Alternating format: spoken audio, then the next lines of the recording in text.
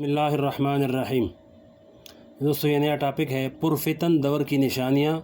اور مسلمانوں کے لیے طرز عمل۔ حضور اقدس صلی اللہ علیہ وسلم کی تعلیمات کے سلسلہ میں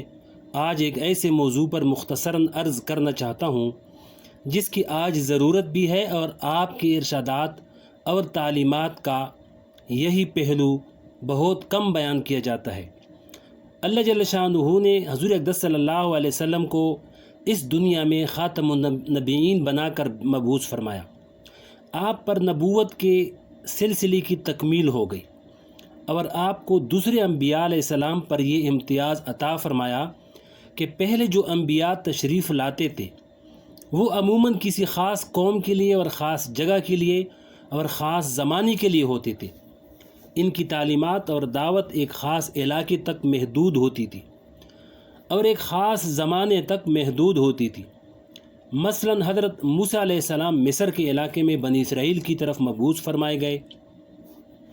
اسی قوم اور اسی علاقے تک آپ کی نبوت اور رسالت محدود تھی، لیکن حضور پاک صلی اللہ علیہ وسلم کو اللہ تعالیٰ نے کسی خاص قوم، کسی خاص قبیلے اور کسی خاص جگہ کے لیے نبی نہیں بنایا تھا، بلکہ پوری دنیا، پوری انسانیت اور قیامت تک آنے والے انسانوں اور زمانوں کے لیے نبی بنایا تھا۔ قرآن کریم میں اللہ تعالیٰ نے ارشاد فرمایا وَمَا أَرْسَلْنَاكَ إِلَّا كَافَّةً لِلنَّاسِ بَشِيرًا وَنَذِيرًا، یعنی اے نبی صلی اللہ علیہ وسلم، ہم نے آپ کو تمام انسانوں کے لیے بشارت دینے والا اور ڈرانے والا بنا کر بھیجا ہے۔ تمام انسانوں سے مراد یہ ہے کہ وہ جہاں بھی بسنے والے ہوں اور جس زمانے میں بھی آنے والے ہوں، ان سب کی طرف آپ کو بھیجا۔ اس سے معلوم ہوا کہ آپ صلی اللہ علیہ وسلم کی رسالت صرف عرب تک مخصوص نہیں اور صرف کسی ایک زمانے کے ساتھ مخصوص نہیں، بلکہ قیامت تک جتنے آنے والے زمانے ہیں سب کے لیے آپ کو رسول بنایا۔ اس سے یہ بات معلوم ہوئی کہ آپ کی تعلیمات اور آپ کی بتائی ہوئی احکام قیامت تک نافذ العمل ہیں، کسی زمانے کے ساتھ آپ کی تعلیمات مخصوص نہیں۔ اس لیے حضور اقدس صلی اللہ علیہ وسلم نے ہمیں جو تعلیمات عطا فرمائی وہ زندگی کے ہر شعبے پر حاوی ہیں، اور پھر ان تعلیمات کے دو پہلو ہیں۔ ایک پہلو میں تو شریعت کا بیان ہے کہ فلاں چیز حلال ہے، فلاں چیز حرام ہے، یہ کام جائز ہے، یہ کام ناجائز ہے، فلاں عمل واجب ہے، فلاں عمل مسنون ہے، فلاں عمل مستحب ہے، وغیرہ وغیرہ۔ دوسرا پہلو یہ ہے کہ امت کو آئندہ آنے والے زمانوں میں کیا کیا حالات آنے والے ہیں، اور امت کو کن کن مسائل سے دوچار ہونا ہے، اور ان حالات میں امت کو کیا کرنا چاہیے۔ یہ دوسرا پہلو بھی حضور پاک علیہ السلام کی تعلیمات کا بہت اہم حصہ ہے۔ چنانچہ آپ نے نگاہ نبوت سے آئندہ پیش آنے والے اہم واقعات کو دیکھنے کے بعد امت کو خبر دی کہ آئندہ زمانے میں یہ واقعہ پیش آنے والا ہے اور یہ حالات پیش آنے والے ہیں، اور ساتھ میں آپ صلی اللہ علیہ وسلم نے امت کو یہ بھی بتایا کہ جب ایسے حالات پیش آ جائیں تو ایک مومن کو اور سیدھے راستے پر چلنے والے کو کیا طریقہ اختیار کرنا چاہیے اور کیا طرز اختیار کرنا چاہیے۔ آج اس دوسرے پہلو پر تھوڑی سی گزارشات عرض کرنا چاہتا ہوں۔ حضور پاک صلی اللہ علیہ وسلم کو اپنی امت کی ایسی فکر تھی کہ اس فکر کے اندر آپ ہر وقت پریشان رہتے تھے۔ چنانچہ ایک حدیث میں ہے کان رسول اللہ صلی اللہ علیہ وسلم دائم الفکر متوسر الاحزان، یعنی حضور پاک صلی اللہ علیہ وسلم ہمیشہ فکر مند سوچ میں ڈوبے ہوئے ہوتے تھے، اور ایسا معلوم ہوتا تھا کہ ہر وقت آپ پر کوئی غم چھایا ہوا ہے۔ کیا وہ غم پیسے جمع کرنے کا تھا یا وہ غم اپنی شان و شوکت بڑھانے کا تھا؟ نہیں، بلکہ وہ غم اس بات کا تھا کہ جس قوم کی طرف مجھے بھیجا گیا ہے، جس امت کی طرف مجھے بھیجا گیا ہے، میں اس کو کس طرح جہنم کی آگ سے بچاؤں اور کس طرح ان کو گمراہی سے نکال کر سیدھے راستے پر لے آؤں۔ اور اس شدید غم میں مبتلا ہونے کی وجہ سے قرآن کریم میں اللہ تعالیٰ نے بار بار آیات نازل فرمائی جس میں آپ کو اس غم کرنے سے روکا گیا ہے۔